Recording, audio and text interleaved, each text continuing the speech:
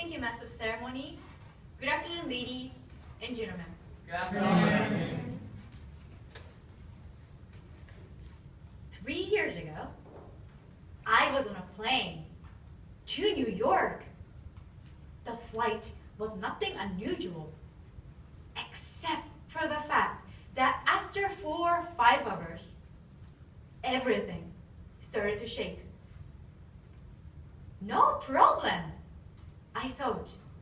But the shaking didn't stop and began getting heavier and heavier. It was the worst I had ever experienced. There were a couple of small screams from the cabin. In the next few moments, I started to think about my life and everything I had done so far, and everything I still wanted to achieve. I knew one thing was certain. I didn't want to die on that plane.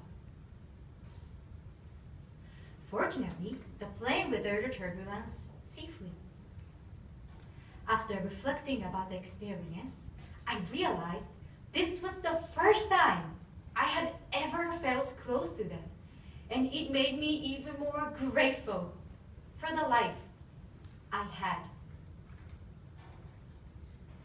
What does it mean to have life? On one hand, people are fighting for everyday life all across the world without sufficient food and water. Yet, on the other, in Japan, we have people throwing their life away through their own actions. That number reaches about 26,000 per year. Today, I'd like to highlight the paradox of this situation and propose a revision to education in Japan, which sadly has one of the highest suicide rates among developed nations. Suicide is never an easy topic to discuss, so why did I choose it? I myself have been affected by this tragedy. 5 years ago, my friend died, choosing not to live anymore. For the first time in my life, somebody close to me died. I remembered all the precious time we shared together, and we could have shared more. NHK broadcasted that the bereaved families often hesitate to make public the cause of death due to the prejudice against suicide. This is a double pain for the families who are hurting from a loss of a loved one, but feel that they have to hide from the reality of what happened. Suicide not only ends the life journey, but also leaves people around them extreme sadness. According to the Suicide Prevention Support Center, health, financial, and family programs are the main causes of suicide.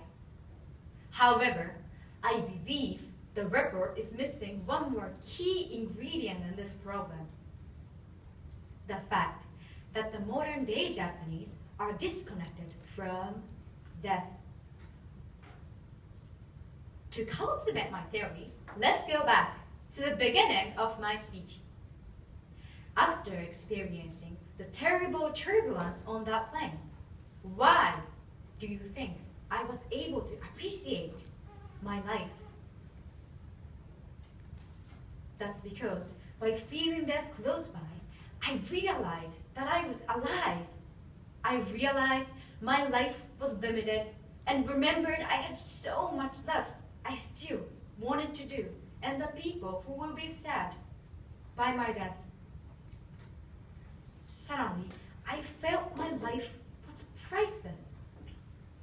Feeling death close by gave me such a significant idea of living. However, in your daily life, the opportunity to feel death close has been decreasing. For example, modern medicine has made our life a lot easier to hold on to and have a prolonged life. Modern food is always processed and safe so that we won't usually get sick. Both of these are in complete contrast to the past when people could easily die from minor diseases and unsafe food. This closeness to death enabled people to appreciate life more.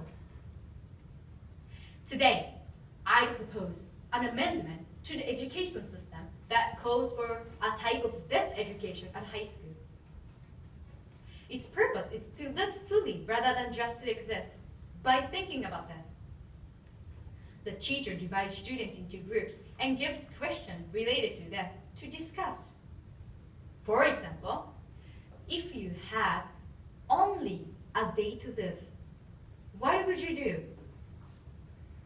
Or consider 5 things you will miss the most after you have gone.